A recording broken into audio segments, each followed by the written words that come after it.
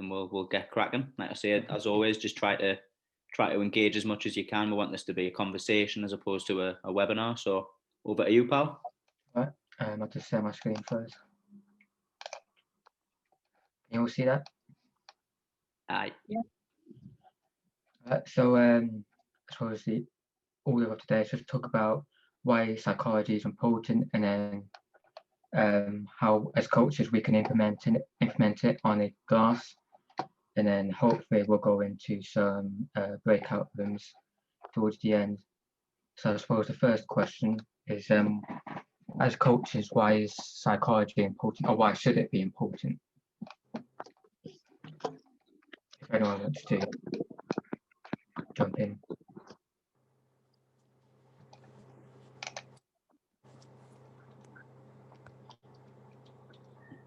It's the mind of the player. It's probably one of the most important things, if not the most important thing. For me, I think if the player's not mentally right, then everything else can be affected in relation to how they perform. But that applies to everything they do away from the game, but training and obviously match play. So for me, I think the psychological part of the game is massive. Do you think it's perhaps a little bit, I wouldn't say undervalued, but not as focused on by the education courses in general? Do you think it's we focus too much on the technical and tactical aspect of the game? I think for me it can be, and I think one of the things as well is the fact that the demands on people is obviously changing massively over time as well. So the people who are coaching now, the things that maybe the experience and help shape them, are not as relevant or even happen to the players nowadays, or the young people that they work with nowadays. So I think it can be undervalued, but I also think the sort of research and the work put into what current players actually need is something that probably people need to look at a lot more as well. Yeah, I think it's valued. Certainly, it's more valued now than it might have been even like 10 years ago. I think one of the challenges for coaches is that there's a bit of trepidation in actually how you coach it. I think coaches, if you come through your FA level 1 and 2 and UEFA B, you're comfortable with technical, comfortable with tactical. You put those sessions on, that's your comfort zone. I think that even when the coaches say, "Oh, we know psychology is important," I think that there's a lack. You're going outside your comfort zone to do sessions around psychology, or even how to include them as learning outcomes within your existing sessions. So sometimes I don't necessarily think it's just that it's undervalued, although I dare say it is with still a lot of coaches.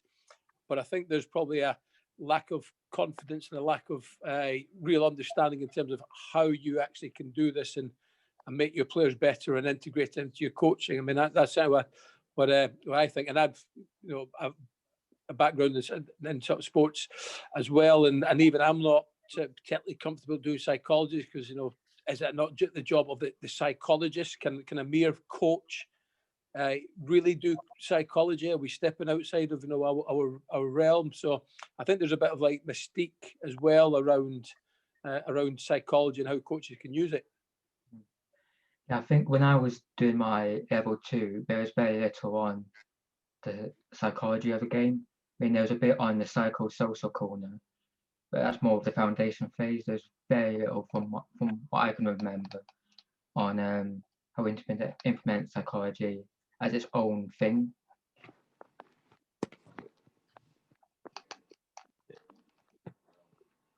So when we talk about like implementing psychology, like what do we mean? Like, what's an example of that? Gosh, you put me on the spot there. It's there's so much emphasis on understanding the individual needs of who we're coaching, and think about what technical areas do our players need to develop, whereas don't we need to understand the psychological needs of them as well? Like, are they confident? Why aren't, if they're not, why aren't they confident? And it's all about how we'll discuss it a bit later on, how we implement that as coaches. So this bit, I don't know if you can read that well, but this bit is why I think psychology is important. Because in the modern game where, I suppose more at the professional level, where tiny margins make all the difference. You know, in the last 10 years, we've got analysis correct in. I'm sure Marshall will be delighted about that. And obviously, you got like set piece coaches, throwing coaches, all these little differences that make the big margins. Yeah, I still think psychology is something that's underappreciated in that regards. And I found this phrase from Jurgen Klopp when he appointed Lee Richardson as Liverpool psychologist. And I think one of the major issues still with psychology is coaches see it as its own separate thing. Like, it's not something to be done on the glass. It's, you go to a seminar room, you sit in a circle and you talk about your problems. And I think that's still one of the major stigmas surrounding psychology.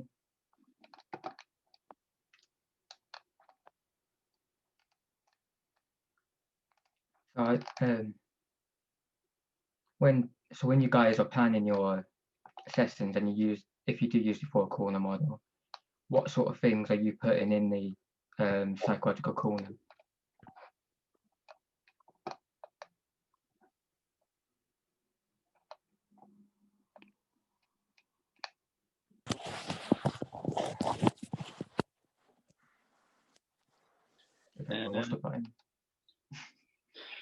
I'll be honest, I'm not really sure in terms of session planning. Do I put as much of a focus on it as I should? Probably not. I think when I think about the psychological corner in terms of coaching players, I tend to think about it away from the session plan and probably alongside the player. So like, I think, for example, if you know that a player is struggling with some confidence, you might make an extra effort during that session to really spend some one-to-one time with them and praise them in front of the group and do some extra individual stuff with them. In terms of planning, how do I plan for that? I'm not sure I'm very good at that. I'll probably just sort of do it on the fly and try to recognize and identify it during the session. So if anyone's got any ideas around how you plan for that better, I'm all ears.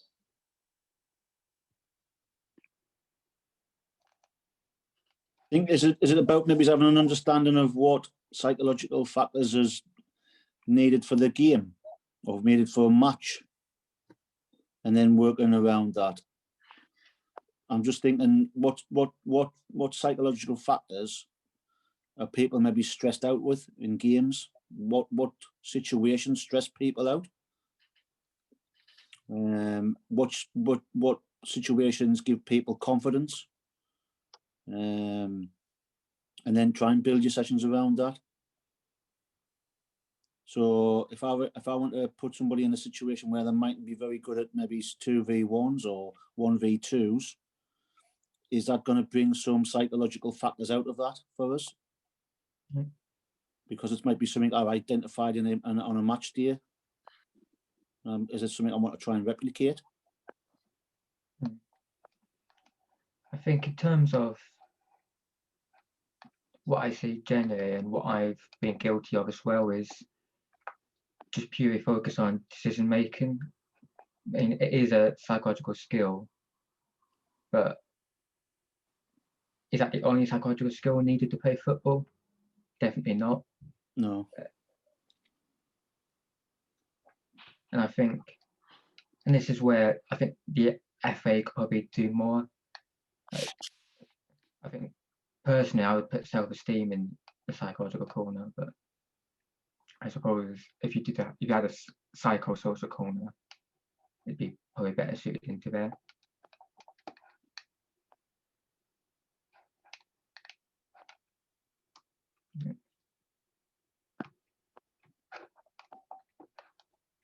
So I was looking at recently I suppose all the psychological skills needed within athletes in the modern day. And can you read that, or is it too blurry? I can see it, but a couple of the lads are a bit older than me. I can see it when I zoom in, Jack. I was trying to do. So I think this covers pretty well all the skills that the modern day athlete needs psychologically, and I won't go into all of them, but I think coping skills is probably a good one at the professional level. You need to be able to cope with the pressure.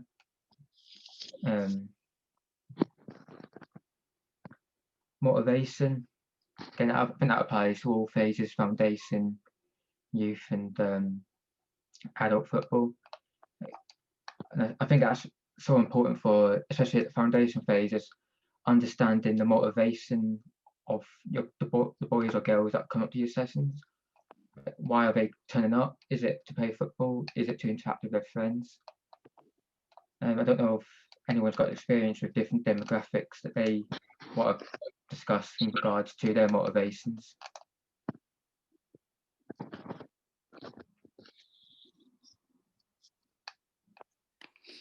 I think there will be a broad spectrum on motivational skills. I think, even if you might get some kids turn up that their motivation is to play with their mates, but then there might be, they want to play at an elite level. I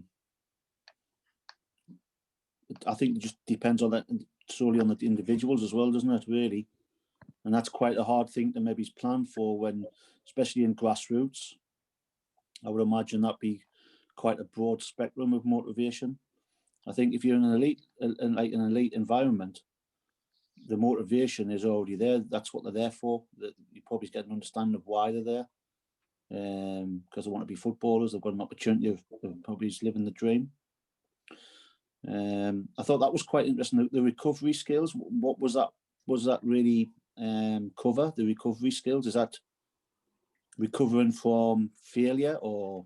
So that's recovering from setbacks. Yeah. So injury, breakdown of performance. How do our athletes recover from those scenarios? So that could be like a short-term and long-term view as well, shouldn't it? Yeah, you could have like the short-term stuff, the there and now, and then you're saying about obviously the injuries. Yeah, that's quite an interesting one.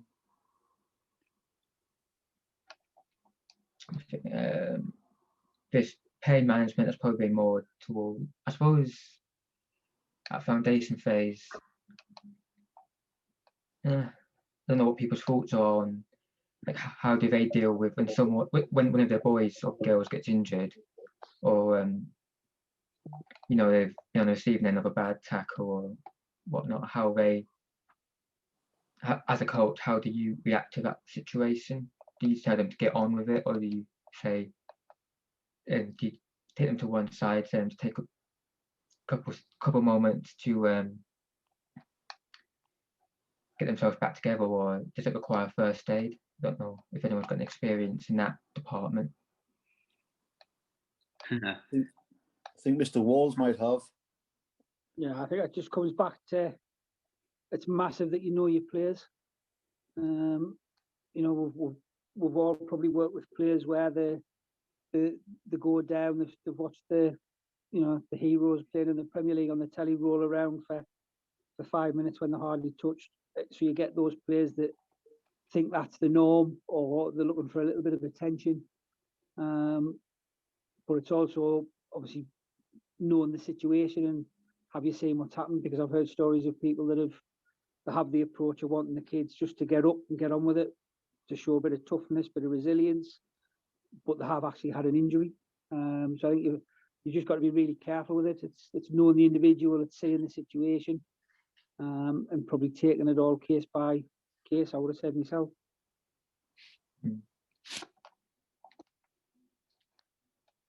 Yeah, I think it's a different answer now than it might have been even like 3-4 years ago around. I mean, I guess those of us of a certain generation would have been told, we'd have been told just get up and get on with it, run it off. and we probably had a little bit of that in terms of the players that we work with. But now with the the concussion substitutes coming in as well, I think there's probably a case of blood injuries will be coming in football as well, like rugby has.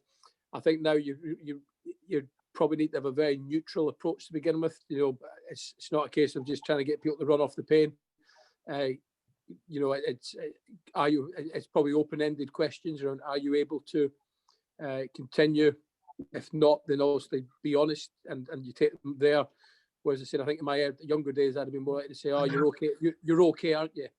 So it almost leads them to say yes. Whereas and that was seen as developing mental toughness back then. I know that would be seen as psychologically strong if you could play through a high level of pain. But as I said, I think increasingly the research on head injuries and some of the long-term injuries that players have had, and the hip replacements and stuff that they've had to have because of the painkillers that they've taken over the years has come back. Then I think the psychological side of it is probably now more important as well than the physical side of it. If they don't feel that they're right to play, then I think as coaches we have to accept that. And Wayne's right. There's always a bit of a it's not a black or white case. There's a lot of grey, and some players well they're just going to milk it a little bit. I don't think they're quite as hurt as they're first making out.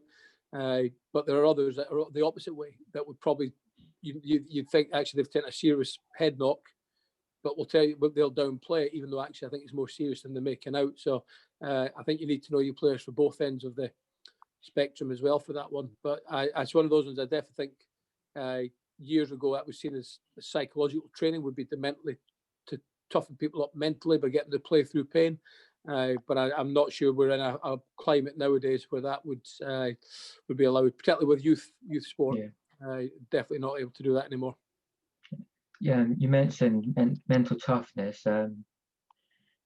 As a coach, how would you go about talking to a player who wants to carry on through that pain, but what's best for them, just to either come off or take a break? How would you approach them to, I suppose, step away from the game for a bit, to accept that pain?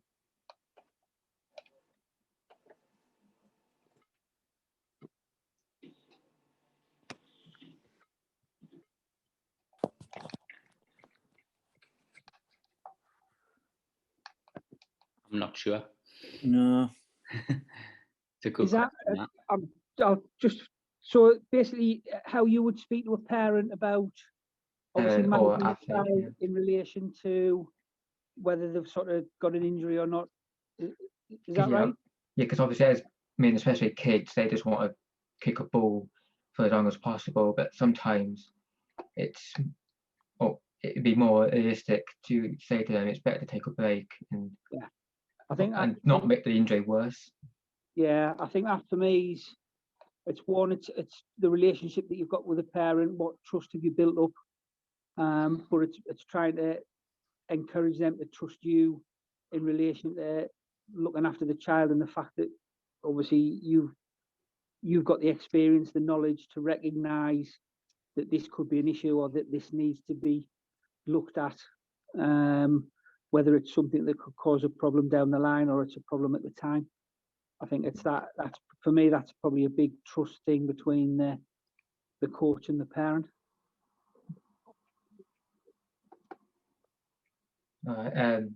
You've got attentional skills now. And I saw this.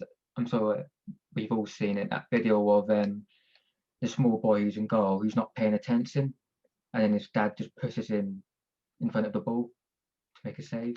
Don't know. I'm sure we've all seen it. Yeah.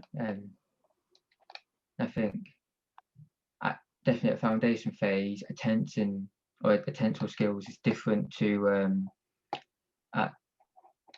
the older our players get, because obviously when they start playing in front of fans, you've got, is there attention on the crowd? Is it on what the crowd is saying? Is it what the manager's saying? And then obviously, I think we all agree that at foundation phase, one of the biggest struggles, I suppose, with boys or girls who are literally just starting to play football is their attentional skills, and making sure they're paying attention both on the pitch and to what we're saying to them.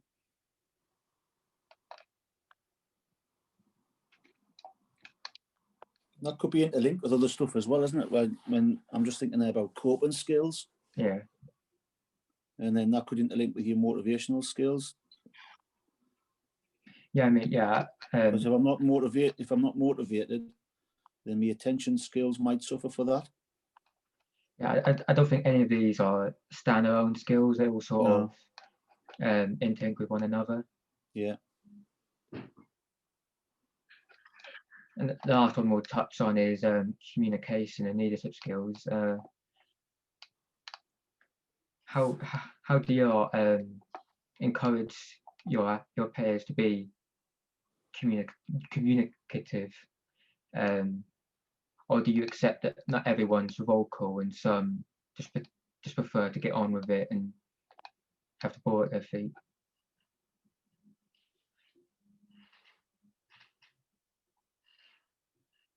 I think for me, you've probably got to give all the players the opportunity to develop those skills, and to try them, so to work on communication, to work on leadership. But you will get players that maybe are not as vocal, that might lead by actions, and you'll also get players that'll literally just, they'll come do their bit and go. I don't think it's necessarily always an issue, but I do think it's something that you've got to try and encourage and see if you can develop, and certainly give them all the opportunities to have a go at, at being able to use those skills in training and games and off the pitch as well.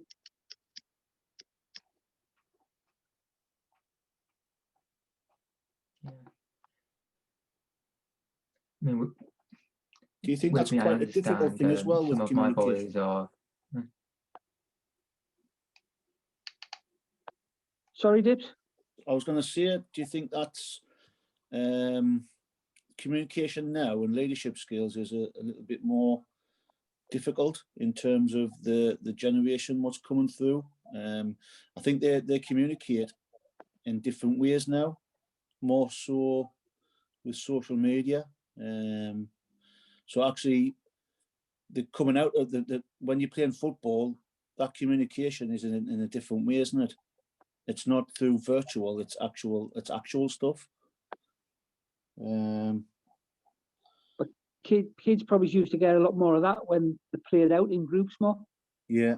Obviously, it's not something that they can do as much of now. So again, everything that was probably interlinked, your coping skills, being able to deal with the dominant person in the group.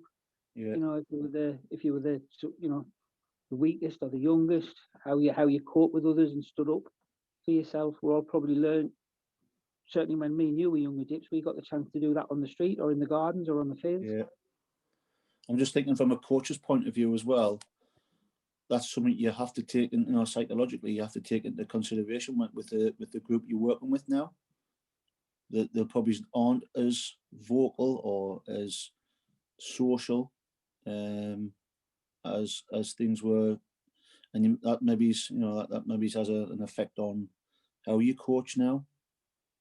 I don't know. I mean, from my personal experience, I work with under 10s, and I think a lot of them have Xboxes or PlayStations, and then playing Fortnite or FIFA or whatever. And I think, well, there's a lot of, I wouldn't say there's a lot of stigma around, obviously, playing video games, but I think communication, I think that's a new area to grow communication. Yeah. To work as teams, and I think it's very undervalued, the use of video games in developing young athletes. Just Wayne, just picking up on your point there around, so like when you were younger and you had to deal with the more dominant players, and like you were out in the street playing against lads 3-4 years older, and like that's how you developed that resilience and those coping skills. And so like take your average grassroots coach now who the kids aren't getting that in the playground and they're not doing it on the street, and the grassroots coach only has an hour a week, what can they do to develop those skills with a player then? I think it's really challenging, but it's back to that thing of, it's again, I suppose it's knowing your group. It's how if you're in a grassroots clubs, do you have age groups that train at the same time? I think it's just about setting challenges. It could be that you might have a fairly strong player in your group. It's putting that player into exercises where the maybes are playing 1 against 2. You know, and you can do that at any age to gauge the reaction and to see how they deal with it.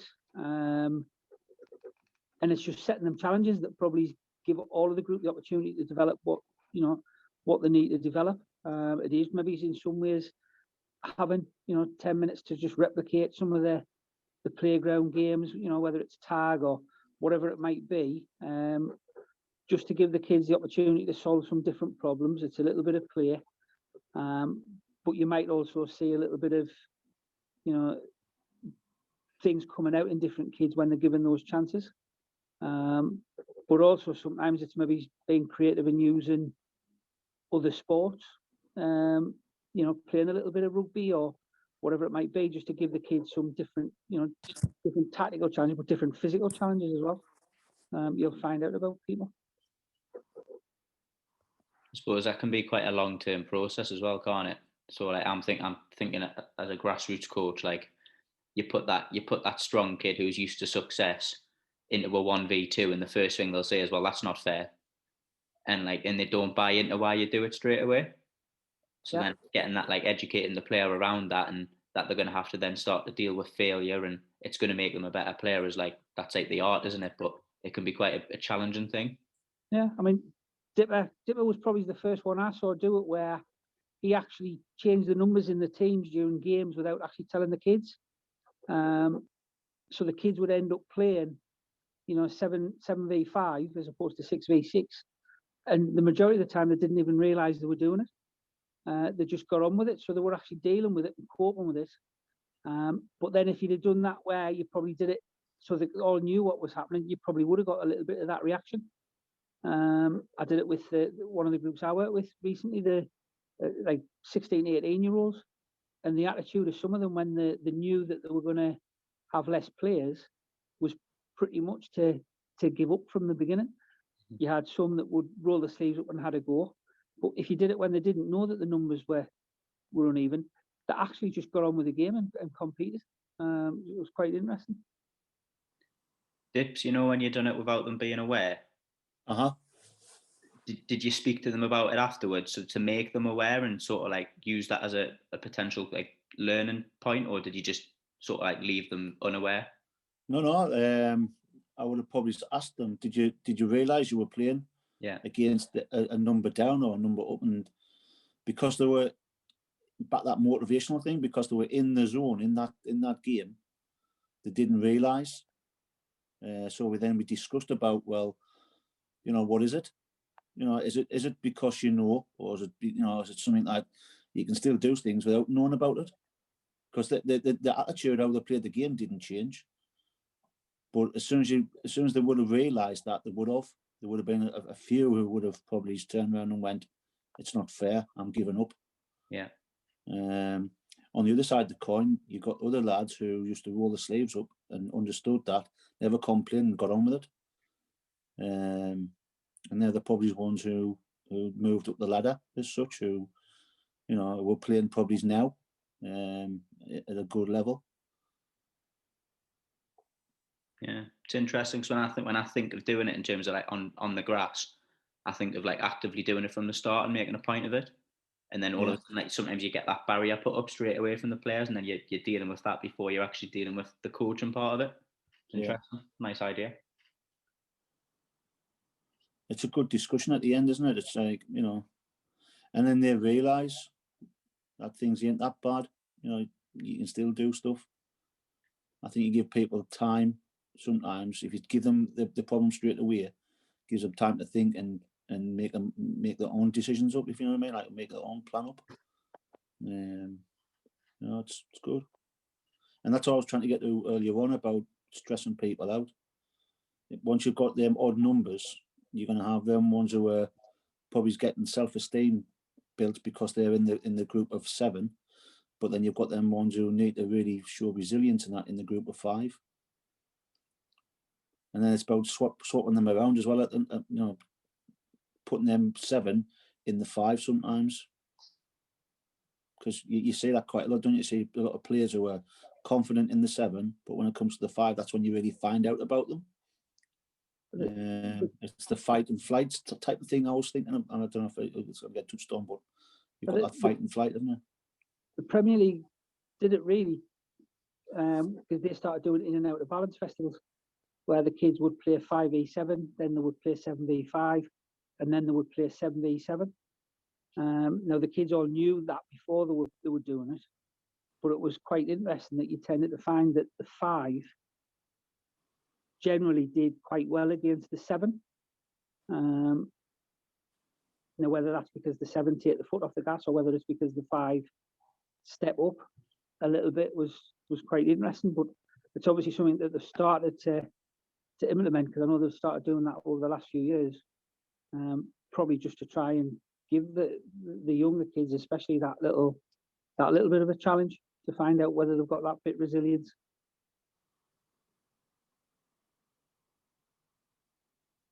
You mentioned resilience. Do you think to you personally, is there a difference between mental toughness and resilience? Because they're 2 terms often battered about. Yeah, I think there's probably a lot that they both cover.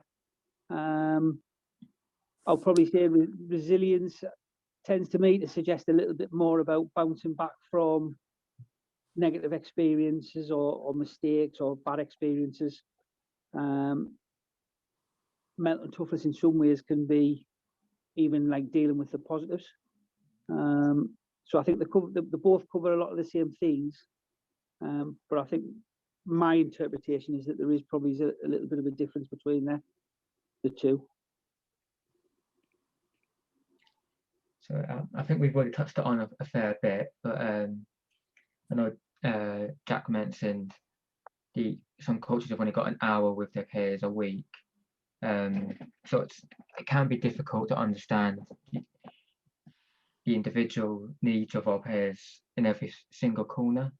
I don't know if anyone's don't use any additional tools or methods to try and increase that contact time, or to try and get to know their players a bit more outside of that hour training a week.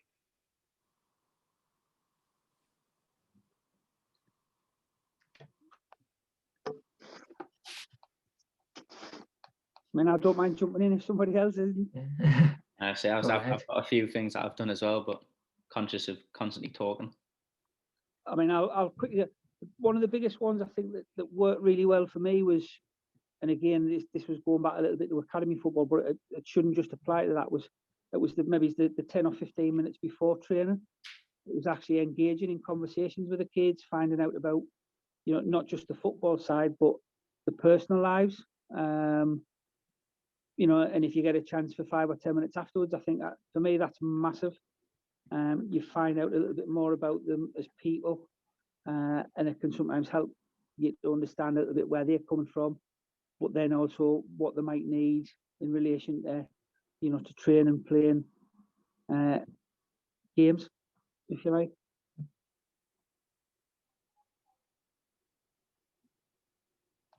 I don't know if you've got anything else to add on that, Jack. I suppose like just the current lockdown sort of probably led to coaches up here, especially I know within the RTC and the Scholars, even example, like we've probably got quite creative in how we engage with players at the moment, because we're not getting physical contact time with them. So probably a lot of this is like, without realizing, is probably linked into developing them psychologically. So like weekly homework sheets and like home challenges that they've got to do, we're actually finding a little bit more out about the players psychologically, because they're under no pressure to do anything to get better. there's no coach directing it. It's up to the players to do these challenges in their own time, for example.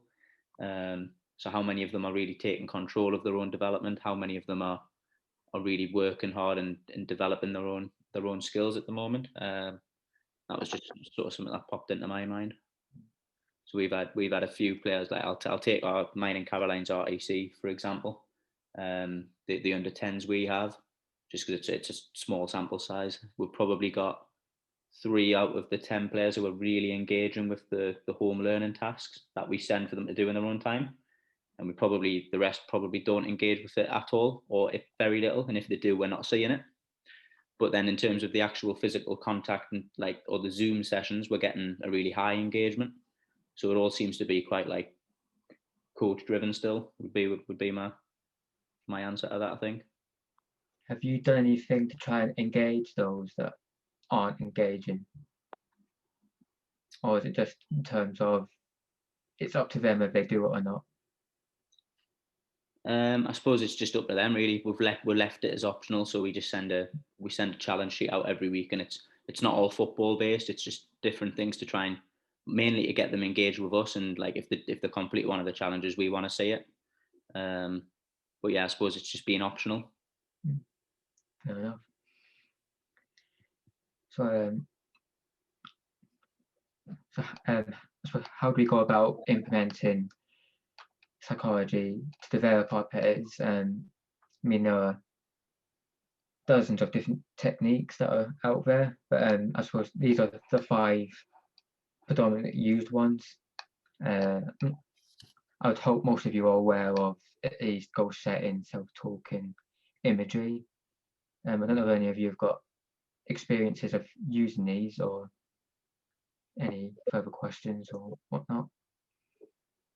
What's cognitive restructuring? So that's the whole irrational versus rational thought process. So it's trying to change irrational thoughts to being rational. For instance, or if I'm going to use a non-football example here, but if you're out on a run and you're thinking about stopping because of the weather, that would be an irrational thought. Whereas a rational thought would be, well, I've still got energy in the tank, I can still keep going despite it pissing down. It's trying to change your thought process to continue going and basically not giving up, resilience. So is that like flight? Sorry. Go on, Dips. I was going to say, is that like the fight or flight? So yeah. Do I keep on going, or do I just give up? Yeah. And it's something I'm trying to do with, or I was trying to do with my players on the pitch or during training before lockdown. Sometimes one team would be 3-0 down and they'd go, oh, what's the point? I'm thinking, well, if you can get 1 goal back, then you're right in it, aren't you? That's just one way of trying to implement it in a practical sense. Yeah. So when you talk about that as a practical example, like that's almost like a reaction to a situation. Yeah. So like how could you use that like proactively to sort of like to work with players before they get those thoughts, for example? I think that just comes down to continuously going through those experiences. Once it's ingrained into the brain, or not ingrained, but once it's like sort of built in, it's sort of like a unconscious thing. They stop actively seeing it as a give up their tools. It's more of they see it as a challenge, more of that's sort of like where you're talking about like having a growth mindset with players as opposed to a fixed mindset. So that's part of, okay, I get that. So that's what a lot of psychology is. It's just repetition, getting into a habit of doing it. And back to that as well, I'm just thinking about scenarios. When you've just said there, your team's getting beat 3-0, and a lot of them are thinking, well, what's this all about? That scenario could be used in training, couldn't it? Yeah. You know, you could set that up so that they get used to being in that situation, because that's Yeah. what you really want to try and build, isn't it? You want to build that flight into more fight. So that might be a way of maybe looking at. I know people use scenarios, but do they really know what the scenario they're using is really for? Yeah, I think I've had a lot of coaches do that. Like, say one team starts being 2-0 down, but they'll use it for tactical purposes. Yeah. And see what kind of formation, what kind of positioning do players take up. I think that's a good point you make in terms of using it to develop a player psychologically, Yeah. in terms of that cognitive restructuring. And then if you really want to stress that out, you could put them into uneven teams as well, couldn't you? Mm. You know, so you've got this unevenness, which is not fair.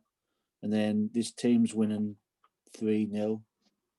I tell you what, I came across a guy called Ben Bartlett, who Yeah. did something. I don't know if you know about him, but Yeah. he played a game where they played for 5 minutes or 10 minutes, whatever it was going to be, and the team were winning 5-0, and then he flipped the score at half time. So the team who were getting beat 5-0 were now winning 5-0. And he used that because of the psychological side of the game. He got them because he had people who were like, self-esteem and confidence was high, but then he wanted to see what they were like when the tables were turned. And I thought, I've used it quite a few times. It's a good thing, to be fair. It really works on people's psychology. Yeah, I think that goes back, what you just said goes to the going back to the psychological corner in terms of what you're doing. Like, say you're playing an overload or an underload. What psychological benefit is it going to have to the players? Even if you don't mention it in your coaching session, just jot it down into your session plan. What psychological benefit might this have on them? Yeah. And I suppose going to the corners, these are a couple of points I was thinking of in terms of the corner. Don't know if anyone's got anything else to add or comments to make.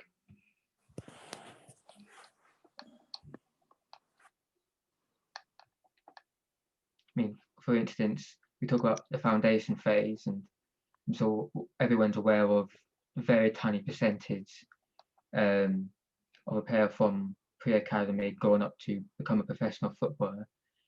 So as coaches, what transferable skills can we implement during our sessions that will be of benefit to them outside of sport psychology? So talk about communication, coping skills. Can they take those sort of psychological skills away from sport?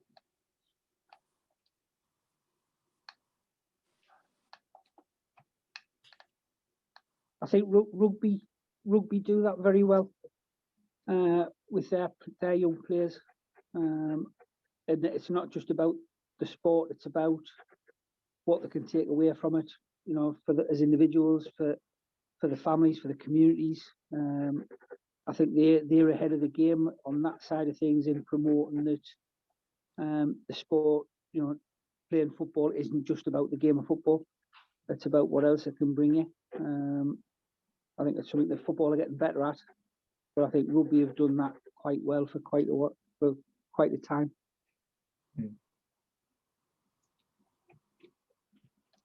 And this is part of my, I suppose, coaching approach is trying to let the players take control of their own development.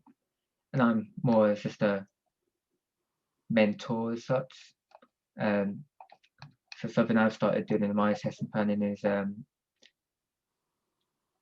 I promoting players to develop their own psychology? Am I giving them the tools to think about what their thought process is outside of sport, or perhaps just after a training session, all my players going away thinking about what sort of processes they've done, what decisions they've made.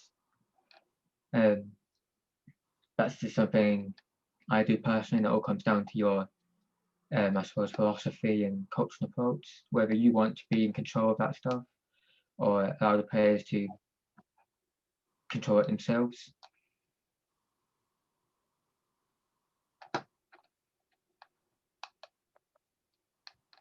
I'm just thinking about probably the PS5s and stuff like that, what they're playing on now.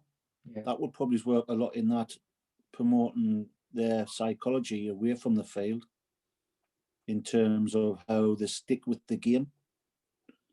I mean, I haven't seen it personally, but I've heard the lads speak about, oh, you were getting beat 2-0, so you just turned the computer off or you turned the Wi-Fi, and they would say, oh, no, the Wi-Fi went down and stuff like that. So again, it's working away, but it's helping them develop them skills.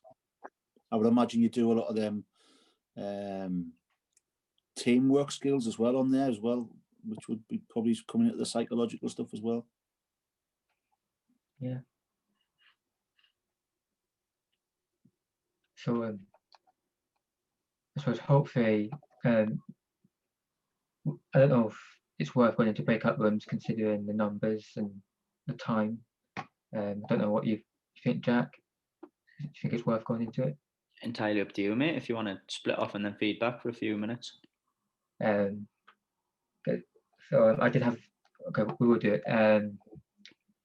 If you're able to split them into 2 breakout rooms, and try and split the people them equally. So basically, what you guys are going to do is think of a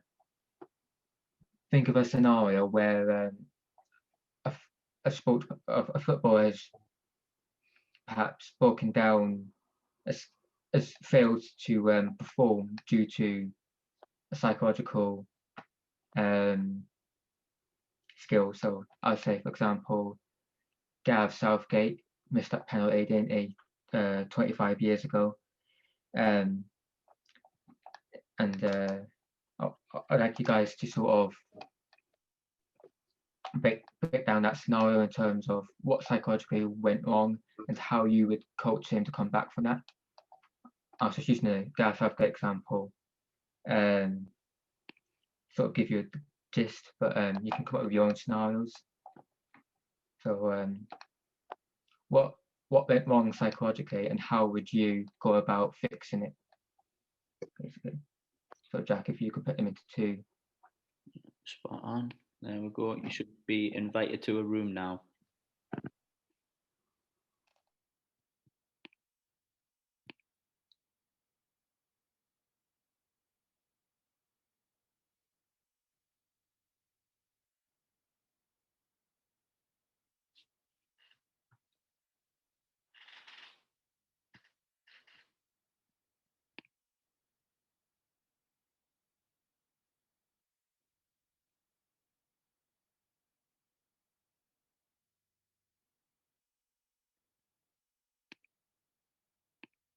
Do you come across this quite a lot with girls?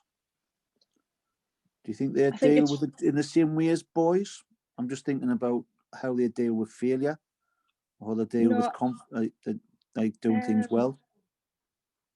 I think girls are sort of harder on themselves, and they don't believe that they're very good most of the time.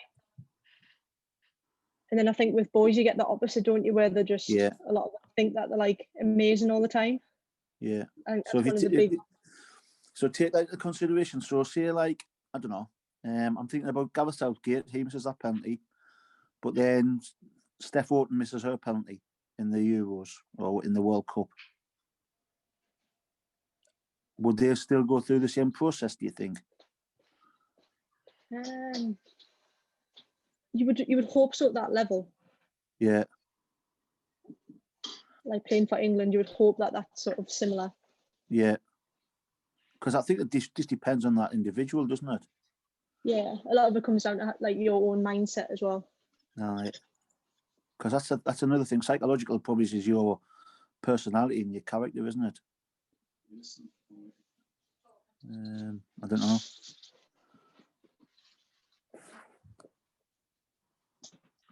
As I'm just thinking about, our under 10s then. So Rebecca's probably a good example of someone who psychologically has some development points. So obviously, I know me and you spoke to our mum in quite in depth around like before games she gets like really nervous to the point where she's sick. Now Rebecca's mindset was to be quite open about that. Like her and her mum were quite open and brought it to the coaches to try and obviously get some support with it. I think I've had boy players and male players who probably have experienced or go through that same thing, but have never brought it to the coaches. So like psychologically, like, is that a gender difference, or is that again just down to the individual? I don't know. Like, Yeah. Rebecca was just dead open about it. Like, and her mum was like, "Oh, this is how she gets before games. She feels really nervous. Is there anything we can do to support that?" Yeah. Whereas I've never, and I don't know, Dips, obviously I know you and Carter, you've worked in boys football and in the academy for years. Have you ever had that where Yeah. support that player psychologically through that? How did it come about? And there's a guy who's playing regularly now, professional footballer. When he was a kid, he was like that, very much so. In fact, he used to be really upset before he came on the training pitch. Yeah. To the point where he had to sit down and we had to coax him in. He had to see what we were doing first before he would join in. Yeah. So it's not. I don't think it's a new thing. I think it's just. I think it's probably. It's back down to character and your experiences and how you've been. It's your DNA, isn't it? It's your DNA with people. It's kind of like a level of anxiety, isn't it? So they obviously want to be there because they want to play, but then just getting themselves sort of too wound up. Yeah. And there's nothing wrong with a little bit of anxiety before a game, but it's like trying to manage it so it's not out of control for the individual player. Yeah. I mean, Carty would be a good example. Is he still on here? Yeah, mate. Sorry, I've just been listening in. My missus at the TV, and so I've made a pause it. Go on. I think you would be a really good example because you've been through the process. You've played, you've come through it all. You used to play local football, and then you came into the elite stuff, and then you've been at the top of the tree basically, and dealing with that type of psychological wise. How did you deal with it? What were the key things? What really, you found difficult?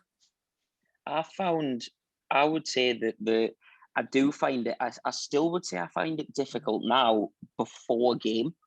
Not as in now I'm used to it now. Do you know what I mean? But I always used to, when you talk about nerves, I get nervous before games.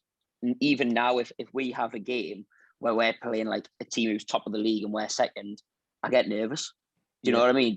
Does it?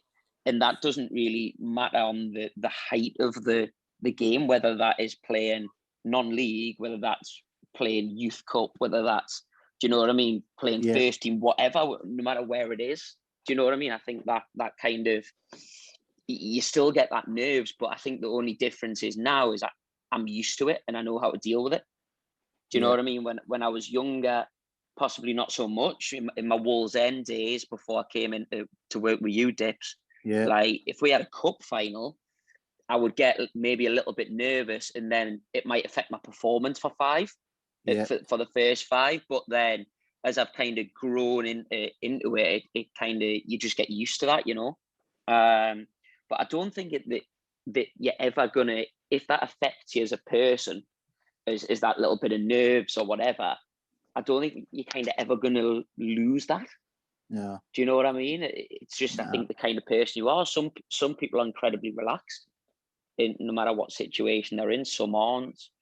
When Jack, just before, when you were touching on the girls' football, I coach a girls' program on a Sunday, and then I coach a couple other girls as well. I think one of them's in your 10s actually, Jack. Is it Robin Morton? Yeah. Is she in your 10s? Yeah. Rob. When I seem to work with Robin, she just kind of seems to go with the flow with everything.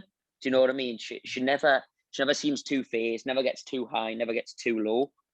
And I think that's really, really quite a good thing for a kid to have. But then you work with other girls on a Sunday, and they're the total opposite. So like Dip said, it's about the character, it's about what their parents are like, it's about their background, it's kind of the situations that they get put in on a regular basis as well. I find that can kind of change things a bit. Yeah, I think even more so now, just the way people are. I just think they have to be put in maybe some stressful situations now, because I don't think life gives them situations, or even family life doesn't give you them situations now. And it's up to us then. It's up to us to then put them in the situations, but also be there to help. You know, like you've got to make things sometimes, like you've got to make them uncomfortable at times, but then also you can't just chuck them into that uncomfortable situation and tell them to swim. You know, you've got to put them in there and support and be there and explain why we're doing things and that kind of thing. You know. It's tough. It's harder to do it now, and I think a lot of people are more sensitive now. Just because of where society is now, I think a lot of people are a lot more open and sensitive about stuff. Where before you had to just dig deep and get on with it. Yeah, exactly. I think that's one thing that I've definitely noticed is we used to kind of just get chucked in, didn't we? Go on, off you go, and you had to deal with it. Yeah, you just had to deal with it. Back in. Oh, we're back. Back in the main room. Go for it, lads. I think we are. Is that everyone? Yes. Yeah, cool. Start with Wayne and Marshall. I don't know if you want to share what you guys discussed. Go on, Marshall. So we discussed around like sort of a player like sort of shying away from taking a penalty in a big game, like in sort of like academy game, and like sort of how that was dealt with. So it was a case of like sort of encouraging the player, but not like sort of pushing them to take it. And in the end, the player didn't take it, and it was a case of like then using training and scenarios to try and build that player's confidence again. So like it might be a case of like there might be a penalty given in training or something like that, and then giving them like sort of that responsibility to take that penalty, and then like sort of having like different conditions in like sort of training. So some some matches might have like the score kept, others might be just like sort of fun and like sort of friendly. So like sort of changing that a bit. So then there's like a different amount of pressure depending on like what scenario in like sort of training. And then it was a case of just like waiting until the player felt ready to then like sort of let them take one in the match again.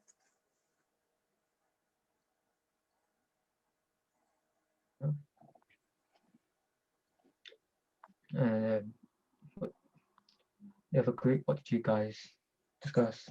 Or was it just a general conversation?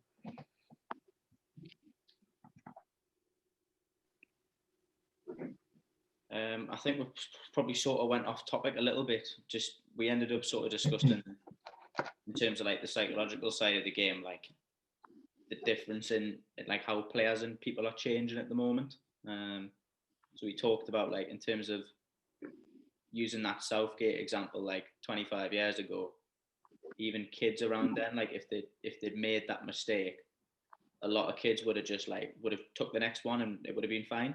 Like, but now we think society's changed where like people in society is probably a lot more sensitive. So like you can no longer just chuck players in and just say like, right, you've got to swim now, like deal with it.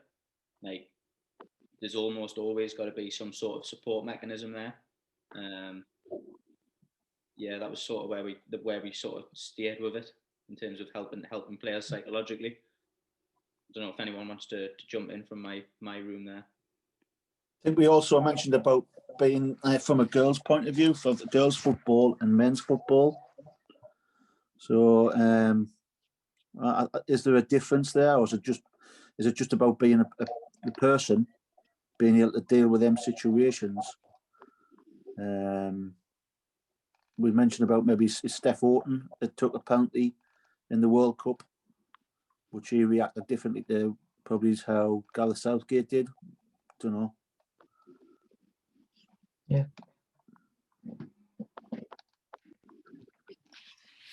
So I'm aware of time, so I'll wrap it up. It's been a good discussion, a few good points. Hopefully you guys have taken something away that you wouldn't have done beforehand.